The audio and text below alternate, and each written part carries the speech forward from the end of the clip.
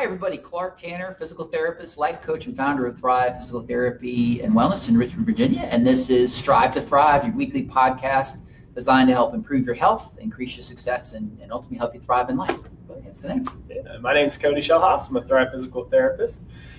Today we'll be talking a little bit about some of the issues that we see around poor office setup. And we're going to talk about some of the issues that are result in those things like neck pain, back pain, leg pain. If you're experiencing those things, this podcast can be very helpful for you, trying to negate some of those negative effects, especially if they come at the end of a long day of working at a computer or in an office space where mobility maybe isn't encouraged or isn't part of your daily chore or daily life when it comes to work. So we just want to kind of spend some light on that and hopefully some ways on how you can improve that around your office space by either changing the setup or by doing certain habits that will make this feel a bit better for you today. So first off, it's hugely common, okay? So if you look at the incidence of neck and back pain, there's two ends of the spectrum that have the highest incident. One is the highest incident is actually office worker, people that have sedentary lifestyles and actually work at computers. It turns out that's not real kind to your body. Surprise, surprise. And you're starting to be said in the media a lot where they're calling. We know that sitting a lot is not great for us for many, many reasons, and that's a different podcast entirely. But it started to be called "Sitting is the New Smoking," and to trying to sort of communicate the fact that sitting for a really long time is not great.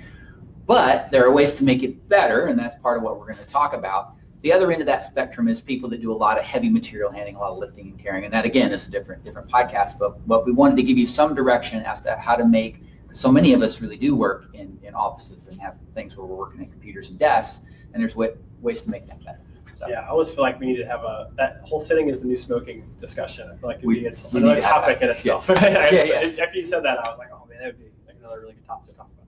Yeah. And unlike smoking, I don't know if there's any way to do smoking well in order to make yourself more healthy. No, just stay away. So sitting and smoking don't share that common relationship because there are ways that you can sit.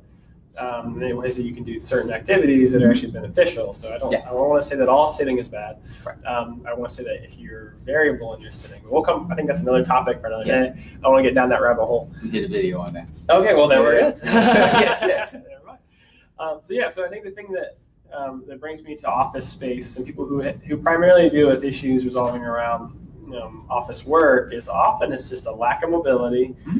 It's a lack of variability in what you're doing, right? And then so I've been in an office space. I've worked in an office job before. It's long hours of repetitive tasks that usually involve sitting and computer work. So the key really and this is very general, but the key is just breaking it up. I think that's the most important thing is anytime anyone does anything repetitively or for a prolonged duration, I don't care if it's sitting in a comfortable chair, sitting in the right posture, sitting in, whatever it may be, running, walking, jogging, standing, I don't care. It's going to increase stresses on your body. It's going to increase joint stress. It's going to have some negative effects over the long duration. Humans are meant to be mobile. We're meant to be dynamic in what we do. We're supposed to not hang out in one position for very long. And a lot of time, your body giving you pain is this way of telling you need to move. Right? It's like your alarm clock. Yeah, it is. Right? Timer. It's like all of a sudden, oh man, my neck's starting to bother me. My head's getting really heavy. Shoulders are starting to get tight when I'm sitting in my chair for too long.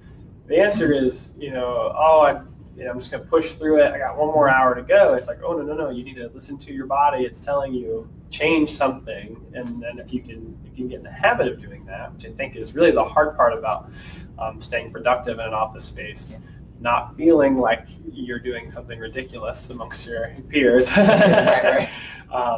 And then, making that application consistent throughout your day. That's what really makes office work more enjoyable from a pain standpoint or from a postural standpoint. So what are some tips that you tend to give people, like if you attack that particular issue in terms of just getting people to move more? How do you encourage people to do that? This is always a fun one. So this is the first thing I think I have to tell people, and this is my first, I won't call it, it's an excuse. The first thing that people tell me is, I don't have time. Like I don't have time, I'm too busy, I'm constantly taking phone calls and constantly working on my computer, I have too many deadlines to meet to get up and move around a little bit throughout the office. And that's when I kind of call, no, yes you do.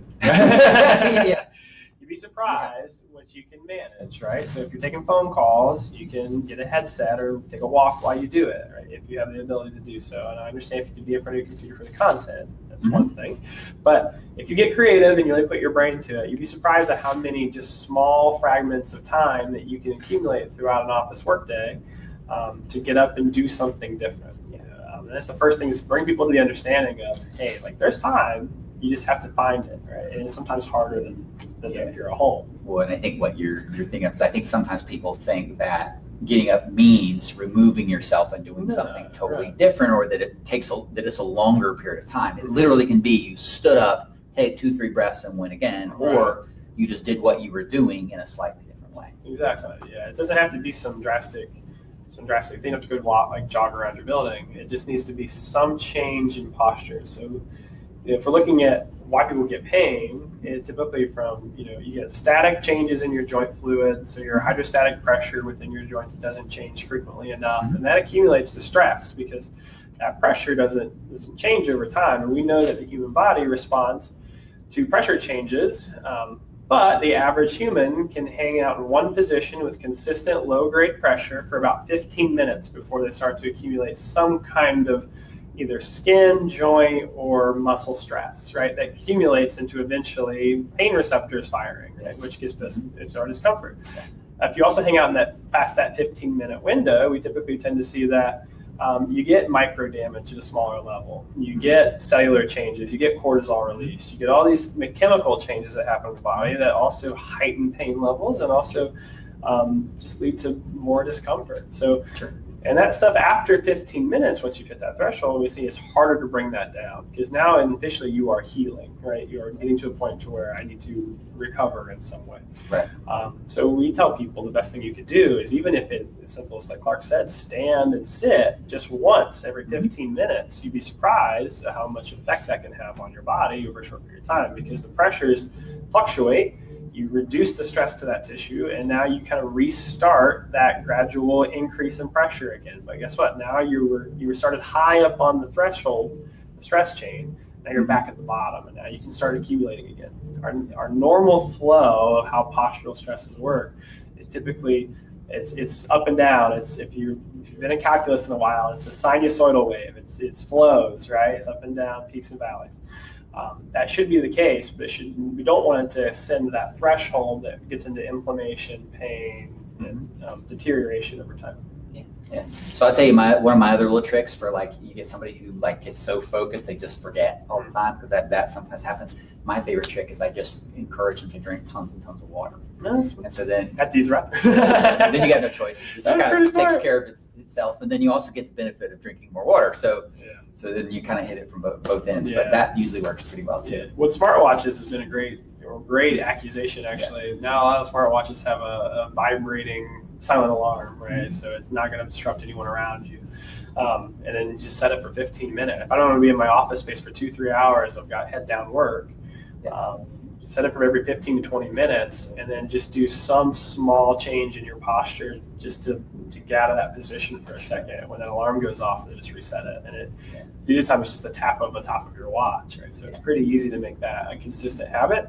The cool thing about that is once you get used to doing that for a while, you can turn that alarm off, and you'd be surprised. Most people, and this is a study, most people continue to change their posture every 15 minutes, even once the stimulus was gone. So they actually started to create an internal habit of it. Nice. So the other thing that I tend to encourage people to do a lot in terms of addressing this whole variability thing is having, if you're going to be working in an office and that's going to be kind of through your career what you're doing, then you need to have that set up as best you possibly can. Okay, so there's different levels of doing this, but one of the top things is have some variability. So in other words, have a workstation that is set up very, very well.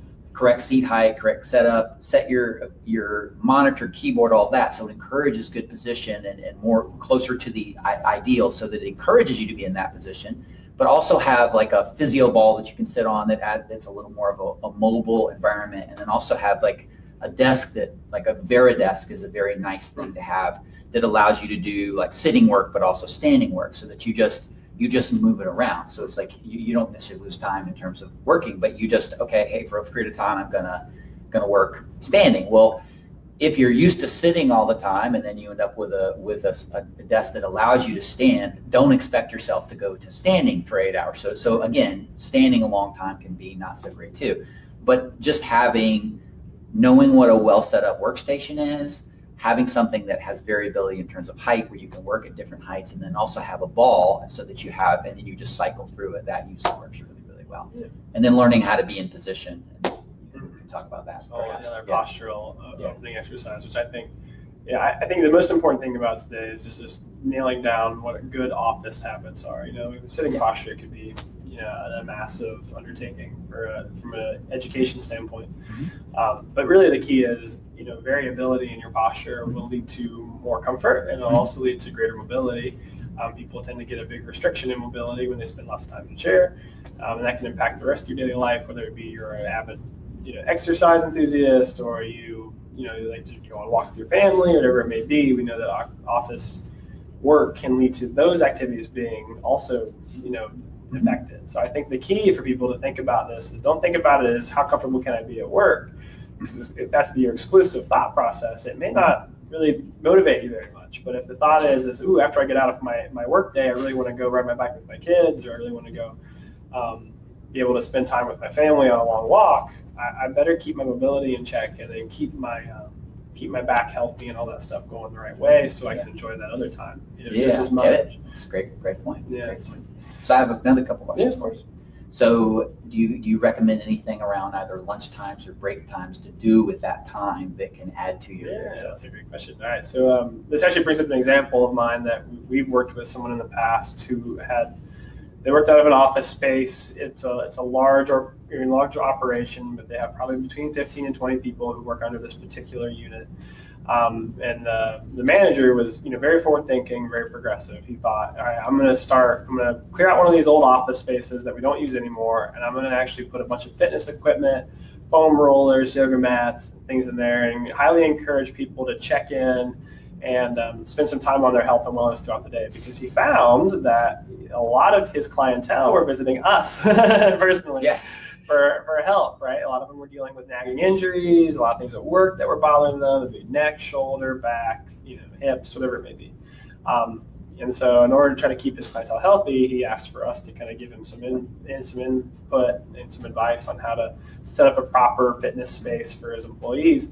And from my understanding, he's very happy with it. Yeah. So a lot of his employees have been doing better. They have less instance of pain. I haven't seen anybody recently come up on my schedule, which is fantastic for that office. So it turns out that using that space and getting application of it made a huge difference. So I would say, if you're going to spend some healthy lunchtime, do 5-10 minutes of just a quick yoga routine, or do a good walk, do a walk and lunch around your building, or whatever it may be. Find time to get some kind of activity level. Like, lunch shouldn't be another chance for us to sit, even though I know it feels good to relax. Yeah. Try to find a new spot in your building, or a new spot outside to sit and have lunch. That way you have to walk to it. That always helps a lot. Yeah, and from a practical standpoint, and I know this is proven as well, and I know this gentleman that he's talking about, people end up being way more productive, and just you address work in a different way when you feel good and you feel better, right? And so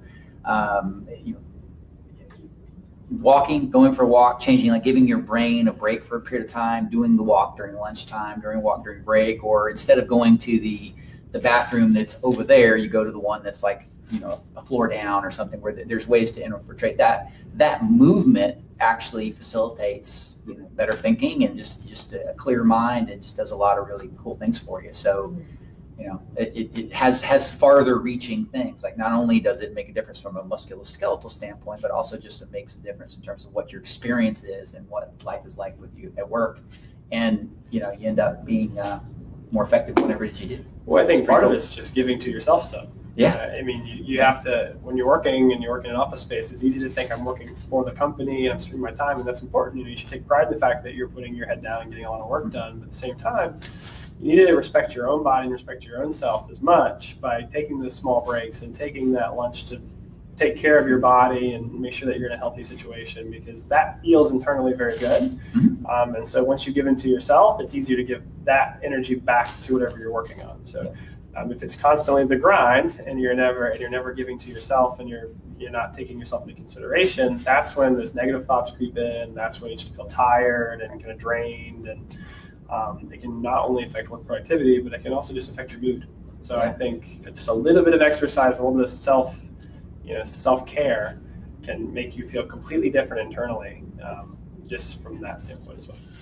And bigger picture wants you to feel good and be healthy at work, but you want to just enjoy your day. You want to be good at whatever you do and show up in a positive way. And sometimes just these little small things, from moving around to body position, all kinds of things, make a huge difference in terms of what happens. Yeah. So would you like to count off a couple of our big takeaways from today's podcast?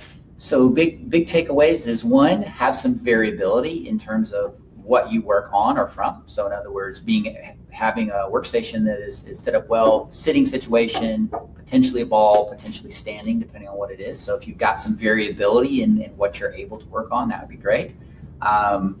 Get up and move a lot. One tip for that for mine was drink more water, and it'll force you to. And then just understand that going to different places and walking and moving around adds to that experience. I'd say my big takeaways would be, if you're looking at 3 tips that really help make this easier and a little less, hopefully, of an effort, would be, number one thing is find a new place to eat lunch in your building, right? So find somewhere, but you have to walk to it, and it has to be preferably maybe out in the sunlight if you can find somewhere outside, or just far enough away from your building that you actually have to get a little bit away from it. Maybe take a little walking lunch when you do it, but find some place that you have to actually get to. Mm-hmm. Second thing I would recommend is using any kind of the smart technology we have, whether it be phones, watches, beepers, whatever you may have, right? Use that to help encourage your postural changes. So every 15 to 30 minutes, if you want to set an alarm on that, and let that be your reminder that, hey, I got to get up and move, right? And the idea is don't ignore the alarm, address it, right? So that way you know that you're making those changes, and that helps you from a physiological level. And then the last thing I would probably want to recommend to everybody is that if you can create an office culture that encourages movement and encourages healthy choices around you, then that's going to be way easier of a decision for you to do in the future. So this is going to be speaking to leaders in your organization or anyone who may be wanting to start this. I don't think anyone's going to knock this down as an idea. It's usually just needs someone to get a push behind it. But I tell most people usually actually are very happy about these changes in their work life. And then managers want that as well, because then they don't have to pay, you're more productive, and they, that also there's going to be less chance of injury and all these things. So I would say try to encourage an office space that you can actually work in, or encourage a good habit or a good group that you can work within to help encourage you to do well with it. The thing I would piggyback on that would just be to say, because I've seen this happen before, where sometimes someone gets comments or teased a little bit about it, but then they stick to their guns. And then the next thing you know, the whole office is doing it, because everybody kind of inherently knows it's a good idea. And then eventually it grows and it becomes that. And then the other small thing I would say, and this is real easy, is if you've been here for a while, the easy way to sort of stretch, we didn't really necessarily mention about like at your sitting station or at your spot to stretch, but you just try to reverse it. So if you've been here, stretch and just reverse it. Stand, extend, wide. So just do the exact opposite of what you've been doing for a while. And that could be like 30 seconds. And that just unloads a lot of things. And without being too technical about what specific stretches and those things, it's just whatever you've been doing and down and forward, do up and back. Yeah. And big takeaway for me is, if you're dealing with consistent pain as a result of what you're doing for work, don't continue to endure through that when you don't have to, right? So talk to your physical therapist. If you're in the Richmond area, we'd love you to come talk to us. But we want you to kind of find out some active ways, or maybe some specifics with what you're dealing with, whether it be sitting posture, whether it be active specific stretches that target the areas that you're having trouble with. Spend some time talking to a physical therapist, maybe going through some education, some treatment, so that way you can actually have a really good, strong, productive program at work that helps you feel better, and it maximizes that time that you do use. I do understand that while your work productivity matters and that being involved in your work matters. So if you're going to be doing some kind of program around mobility, try to get one that really helps you out and is very efficient at helping your specific problems. And I think a physical therapist is the best person to start with that process. So I highly encourage it. Yeah, and we've got some great resources on our website and also Facebook around specifics around Workstation and things like that. Something we've got out on our YouTube channel. So feel free to follow us for any kind of information regarding that. And then best yet, give us a call and hopefully we can talk to you directly. So I think that'll be our Strive to Thrive podcast. And basically, we're trying to address issues with office setup and then trying to get people to feel more comfortable in their office situation. So if you guys have any comments below, that'd be great regarding how you've maybe had some changes in your office setup that's helped you out tremendously, or any tips and tricks for people who are struggling, outside of what we spoke about. That would be awesome. So we appreciate you guys tuning in. We'll hopefully provide some more information to you guys in the upcoming weeks. But thank you again for listening. Take care, guys. Have a great day.